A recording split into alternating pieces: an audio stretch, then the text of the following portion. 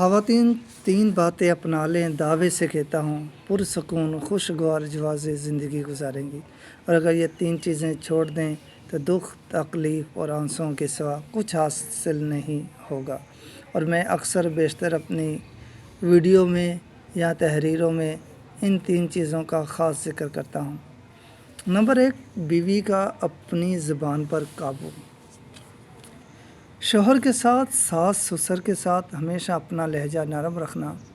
तल्ख़ कलामी लड़ाई झगड़े हर घर में हो जाते हैं, लेकिन जहाँ बीवी शौहर के साथ बदतमीज़ी शुरू कर दे, बद कलामी शुरू कर दे, बद इखलाक़ी शुरू कर दे, शौहर से आवाज़ बुलंद कर दे, तो यहाँ आकर बीवी शौहर के दिल से उतरना शुरू हो जाती है। ख्वाह शौहर की ही गलती हो, शौहर में ही बुराई हो, शौहर में ही खामी हो, लेकिन बीवी के लिए शरई इखलाकी जवाज़ यही बनता है कि वो अपना लहजा अंदाज़ गुफ्तगू नरम धीमियाँ रखे। शौहर के अंदर खामियां हैं तो बीवी अपने अच्छे इखलाक से उन खामियों को अच्छाइयों में तब्दील करे।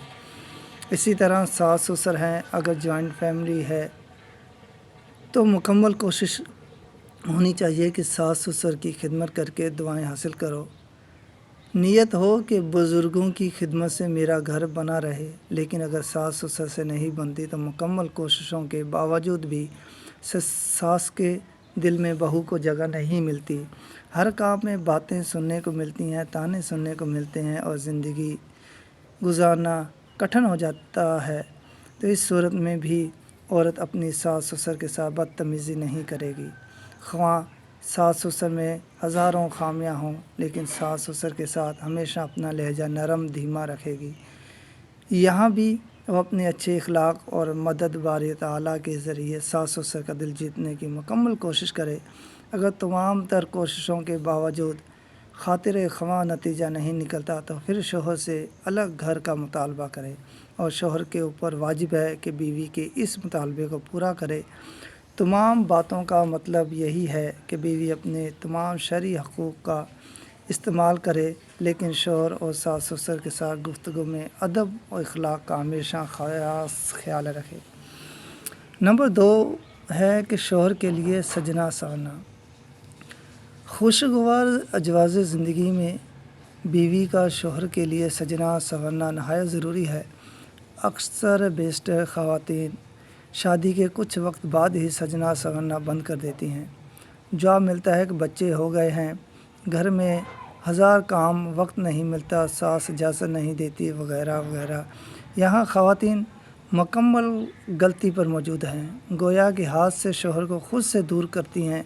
वे सारा दिन शिकायत करती हैं कि शौहर जल्दी घर नहीं आते, मोबाइल में मसरूफ़ रहते हैं, दोस्तों में मसरूफ़ रहते हैं, लेकिन मुझे वक्त नहीं देते। मतलब मेरी समझ से बाहर है कि कौन सा ऐसा मर्द है जो सजी सवरी बीवी को छोड़कर दोस्तों में बैठा रहे।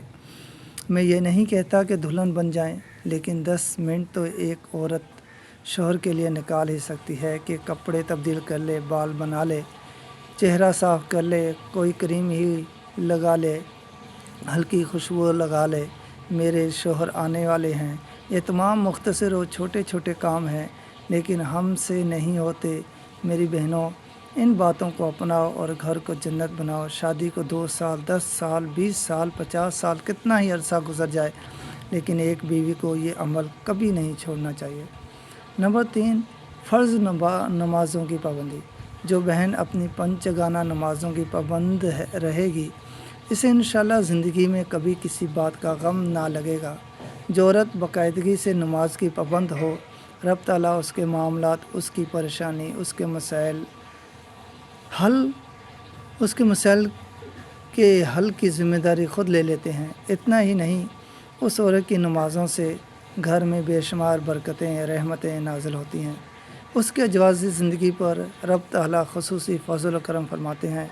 शौहर के साथ ख़राब मामलात पर उस औरत की गैब से मदद फरमाते हैं। अफसोस सिर्फ़ इस बात का है कि हमारे माशरे में अक्सर ख़वातीन इन 3 बातों से मुकम्मल महरूम हैं, जो कि अजवाज़ ज़िंदगी को खूबसूरत बनाने में अहम किरदार अदा करते हैं। इन 3 बातों को अपनाइए। मैं दावे से कहता हूँ कि 80% मसाइल को ख़त्म होता देखेंगी इंशाअल्लाह।